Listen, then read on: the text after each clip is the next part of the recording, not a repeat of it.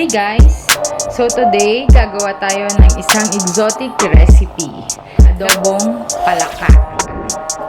So ang kakailanganan natin is imamarinate muna natin ang ating palaka. Ito ang ating palaka. Nalinisan na. Kailangan natin sa marinate is yung lemon, 2 piraso, bawang, pamintang